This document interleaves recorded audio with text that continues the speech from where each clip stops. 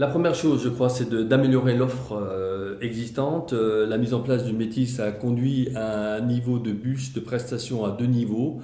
Il faut absolument améliorer l'offre de bus sur l'ensemble des quartiers. Je pense à Queuleux, je pense au Sablon. Donc il faut une politique publique plus ambitieuse. En même temps, il faut aller sur la gratuité des transports pour les publics scolaires.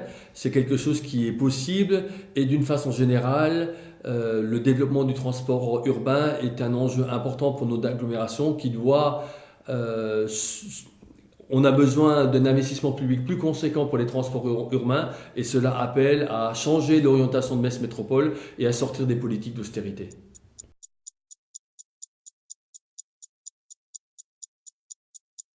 Écoutez, je pense qu'il faut parler clairement. Le problème aujourd'hui de la fiscalité, c'est la baisse des dotations de l'État. La ville de Metz a perdu 1 million d'euros de dotation cette année, probablement de 1,5 à 2 millions d'euros dès l'année prochaine. Il faut absolument mobiliser contre les politiques d'austérité qui frappent non seulement les salariés, non seulement la population, mais aussi qui privent les collectivités locales des moyens indispensables pour financer les services publics locaux, les associations et les équipements utiles au quartier. Donc je pense que on ne peut pas aborder la question de la fiscalité sans vouloir une réforme profonde qui permette aux collectivités d'avoir des budgets à la hauteur des besoins de la population.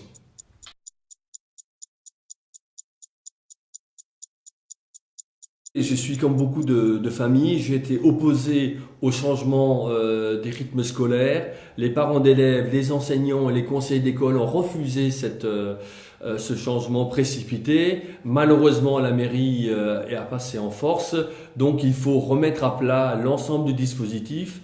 Le premier objectif, qui est le mien, c'est d'aller vers un service public du scolaire, du périscolaire et de l'animation pour assurer une prise en charge de qualité pour l'ensemble des élèves pris en charge sur l'ensemble de la ville. Cela passe aussi par une réelle gratuité de cette prestation, ce qui n'est pas le cas. Et l'élément important s'agissant de l'école, c'est aller véritablement vers une gratuité totale de l'école. Cela suppose, c'est une des mesures que je propose, d'augmenter de façon significative la dotation aux écoles pour que l'école devienne véritablement gratuite pour l'ensemble des élèves scolarisés et en même temps avec un effort particulier pour les écoles placées dans des quartiers difficiles qui ont besoin d'un soutien spécifique, d'où la création d'une dotation du même nom.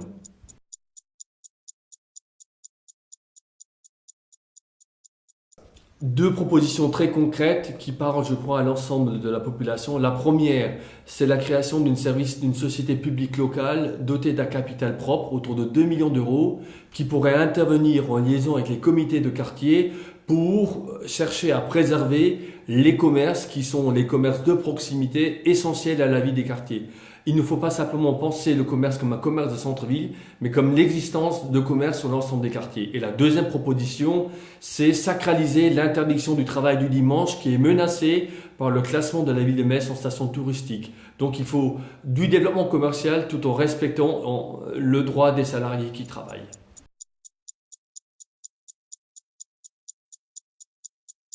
Si aujourd'hui le débat sur le centre des congrès n'est pas clos ou a été relancé, c'est parce que, en tant que conseiller municipal et avec l'ensemble du Front de gauche, nous refusons cette perspective-là.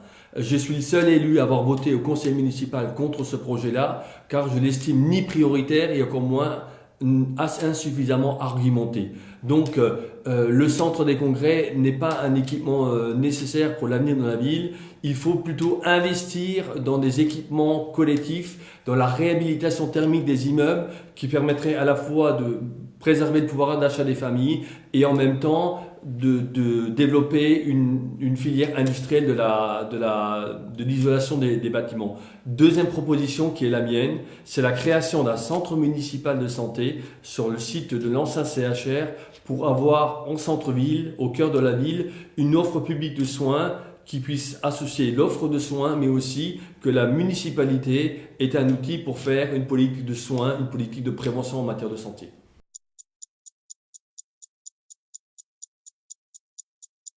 Écoutez, je pense qu'effectivement, l'aspiration à la tranquillité publique est une aspiration légitime.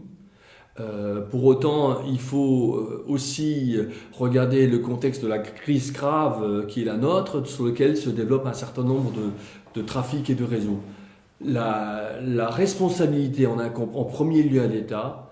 Moi, je pense qu'il faut aller à nouveau sur des missions nouvelles de la police, l'îlotage, les commerces de proximité, la police de proximité. Beaucoup de quartiers sont dépourvus de présence policière. Je crois que c'est un élément important de la réponse. En même temps, prévention, dissuasion, répression, dans le cadre d'un mieux vivre ensemble. On fera reculer cette aspiration, cette réalité d'insécurité, si également on s'occupe concrètement des grands problèmes que rencontre la population, l'emploi, le mal logement. Il y a des domaines sur lesquels les pouvoirs publics doivent être beaucoup plus audacieux. Tout cela participe aussi au climat d'insécurité.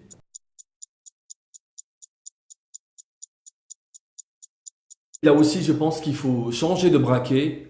Il faut vraiment travailler à l'élargissement des publics pour que les grandes institutions s'ouvrent davantage vers les publics. La première des choses, c'est d'utiliser mieux le centre Pompidou. Il faut que ce centre devienne plutôt un véritable établissement avec des missions de service public. Il faut y créer des véritables postes de médiateurs, des médiateurs qui iraient chercher les publics avec en particulier une nouvelle articulation ou une meilleure articulation entre l'école et la culture. Il faut que toutes les écoles messines de l'agglomération, il faut que tous les enfants puissent aller régulièrement au centre Pompidou comme un lieu habituel, comme un lieu central de la proximité avec l'art. Je crois que c'est un élément important dans une société comme la nôtre.